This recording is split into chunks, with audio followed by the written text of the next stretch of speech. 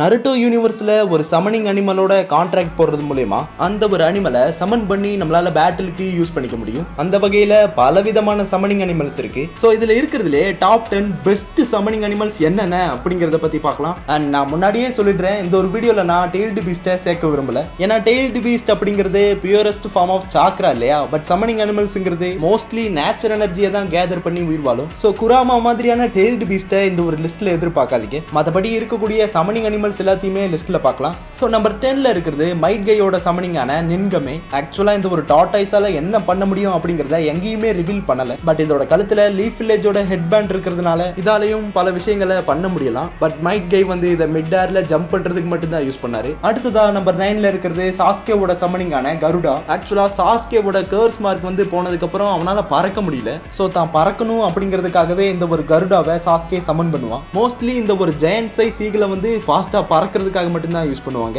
So அடுத்து number 8ல இருக்கிறது டான்ஸரோட சமனிங்கான பாக்கு. ஆக்சுவலா பாக்கு வந்து ஒரு ஜெயண்ட் சைஸ் எலிஃபென்ட். இதால விண்ட் ரிலீஸ் மூலமா ஒரு வேக்யூம் கிளீனர் மாதிரி ரொம்பவே ஃபோர்ஸா காத்த உறிஞ்ச முடியும். பட் ஃபயர் ஸ்டைலை யூஸ் பண்ணி இந்த ஒரு பாக்குவை ரொம்ப ஈஸியாவே தோக்கடிச்சிடலாம். அடுத்ததா நம்பர் 7ல இருக்கிறது கக்காஷியோட சமனிங்கான நிஞ்சா ஹவுண்ட். ஆக்சுவலா இந்த நிஞ்சா டாக்ஸை பேட்டிலுக்கு யூஸ் பண்றதை விட இதோட மோப்ப சக்தியை வச்சு ட்ராக் பண்றதுக்கும் செய்திகளை கரெக்டான இடத்துக்கு பாஸ் பண்றதுக்கு தான் யூஸ்ஃபுல்லா இருக்கும். அடுத்ததா நம்பர் 6ல இருக்கிறது ஹன்சோவோட சமனிங்கான சாலமாண்டர். ஆக்சுவலா இந்த சாலமாண்டர் வந்து ரொம்பவே பெரிய அளவுல பாய்சனஸ் மிஸ்ட்டை வந்து வெளிப்படுத்தும். இந்த மிஸ்ட்ல இருந்து வெளியே வந்த கொடிய விஷம் வந்து தாக்கி ஏகப்பட்ட பேர் செத்து போயிருக்காங்க. பிளஸ் இதால தரைய குடஞ்சுக்கிட்டு வெளியே வர முடியும். செகண்ட் கிரேட் ஷினோபி வரப்ப ஹன்சோவோட வெற்றிக்கு இந்த ஒரு சாலமாண்டர் ஒரு முக்கிய காரணம்னே சொல்லலாம். அடுத்ததா நம்பர் 5ல இருக்கிறது ரெனேகான் சமனிங். ஆக்சுவலா அனிமல் பார்த்தால பல விதமான அனிமல்ஸை பாத்தீங்கன்னா சமன் பண்ண முடியும். ஸோ இந்த அனிமல்ஸ் எல்லாமே ரொம்பவே ஸ்ட்ராங்கா இருக்கிறது மட்டும் இல்லாம ரெனேகான் யூஸ் பண்றதால இந்த அனிமல்ஸை கெஞ்சுட்சுலையும் போட முடியாது. பிளஸ் பெயினோட கெட்டோ ஸ்டாச்சு வந்து 10 டெயில்ஸோட வெசலா இருக்கிறதுனால ஆப்போனன்ட்ஸோட சாக்ரா லைஃப் எனர்ஜியை அப்படியே அப்சர்வ் பண்ணிக்கும். அடுத்ததா நம்பர் 4ல இருக்கிறது சுனாடேவோட சமனிங்கான லேடி கட்சியூ. ஆக்சுவலா கட்சியூவை பேட்டிலுக்கு யூஸ் பண்றதை விட ஹீலிங்க்கு தான் அதிகமா யூஸ் பண்ணுவாங்க.